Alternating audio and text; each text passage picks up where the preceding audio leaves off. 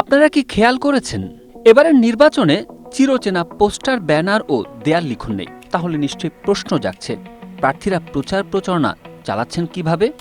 আপনি মনে মনে যা ভাবছেন তাই, সামাজিক যোগাযোগ মাধ্যম। তবে কারো মনে যদি প্রশ্ন জাগে, ফেসবুক, ইউটিউব ও টিকটকে আর কত মানুষই বা আছে?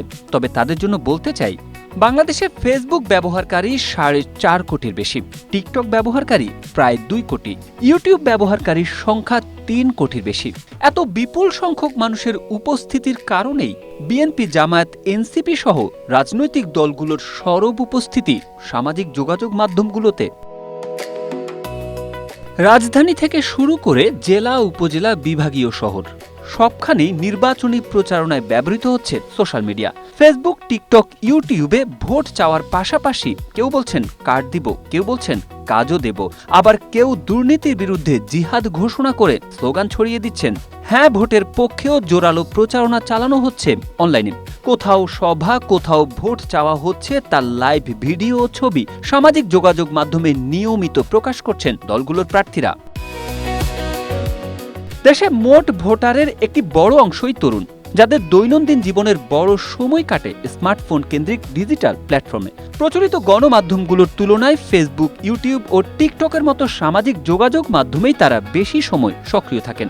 এই বাস্তবতায় রাজনৈতিক দল ও প্রার্থীদের জন্য তরুণ ভোটারদের কাছে পৌঁছানোর সবচেয়ে কার্যকর মাধ্যম হয়ে উঠেছে সোশ্যাল মিডিয়া।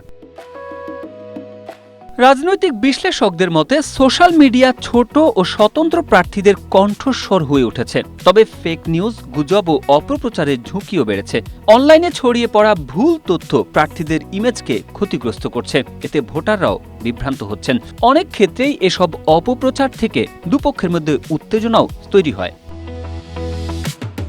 সামাজিক যোগাযোগ মাধ্যমে প্রচার চালাতে তুলনামূলকভাবে কম খরচ হয় এবং তাৎক্ষণিক প্রতিক্রিয়াও পাওয়া যায়। একটি ছোট ভিডিও, লাইভ বক্তব্য কিংবা গ্রাফিক পোস্টের মাধ্যমেই প্রার্থীরা তাদের কর্মসূচি, প্রতিশ্রুতি ও রাজনৈতিক অবস্থান সহজ ভাষায় তুলে ধরতে পারছেন।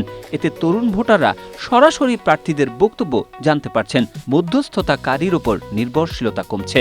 একই সঙ্গে ভোটারদের পক্ষেও তথ্য সংগ্রহ সহজ হয়ে গেছে। কারা প্রার্থী, তাদের অতীত কর্মকাণ্ড, নির্বাচনী অঙ্গীকার কিংবা বিতর্কিত বক্তব্য সবই এখন এক ক্লিকেই পাওয়া যাচ্ছে। ফলে তরুণ ভোটারদের রাজনৈতিক সচেতনতার সুযোগও বাড়ছে। Tarek Ahmed, Asia post.